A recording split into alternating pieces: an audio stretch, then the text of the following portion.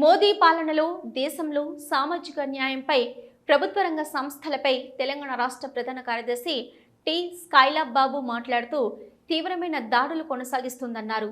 దళిత జనాభా ప్రకారం సబ్ప్లాన్ నిధులను కేంద్ర బడ్జెట్లో కేటాయించకుండా మోసం చేస్తుందన్నారు.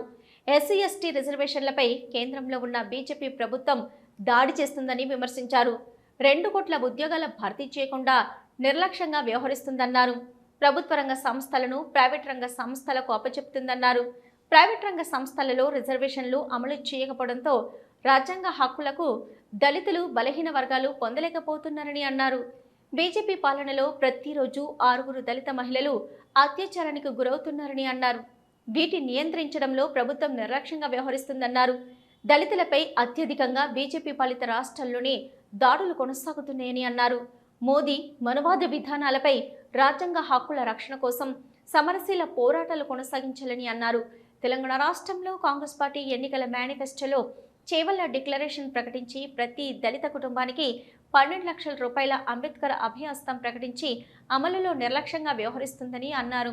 ఈ కార్యక్రమంలో కేవీపీఎస్ పెద్దపల్లి జిల్లా కార్యదర్శి కలేపల్లి అశోక్, మోదుంపల్లి శ్రావణ్, కేవీపీఎస్ రాష్ట్ర కమిటీ సభ్యులు దుర్గే మోహన్ లక్ష్మి, నవీన్, ప్రకాష్, సూరజ్, రాజు, అభి, మోహన్, సంజయ్, రీనా తదితరులు పాల్గొన్నారు.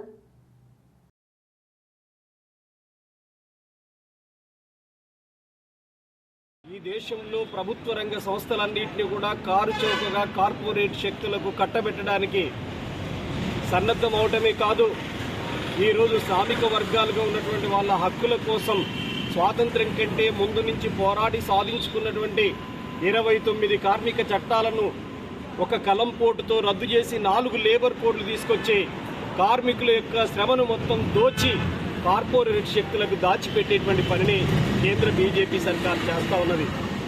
దళితులు గిరిజనుల జనాభా దామాషా ప్రకారం రావాల్సినటువంటి నిధులు, దేశంలో 20% మంది దళితులుంటే వాళ్ళకు రావాల్సినటువంటి బడ్జెట్ అలా కేటాయింపులు జరగకుండా కేవలం 5% మాత్రమే కేటాయింపులు చేస్తున్నటువంటి పరిస్థితి ఉంది.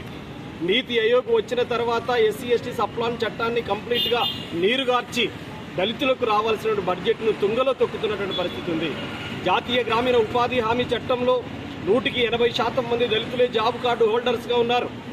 మొదట్లో ఈ ఉపాధి హామీ చట్టం వామపక్షాల పోరాట ఫలితంగా యూపీఏ ప్రభుత్వం తీసుకొచ్చింది. ఈరోజు ఆ చట్టాన్ని కంప్లీట్ నీరుగార్చడానికి చట్టం వచ్చిన తొలినాళ్లలో 1,18,000 కోట్ల రూపాయలు కేటాయించినటువంటి ప్రభుత్వాలు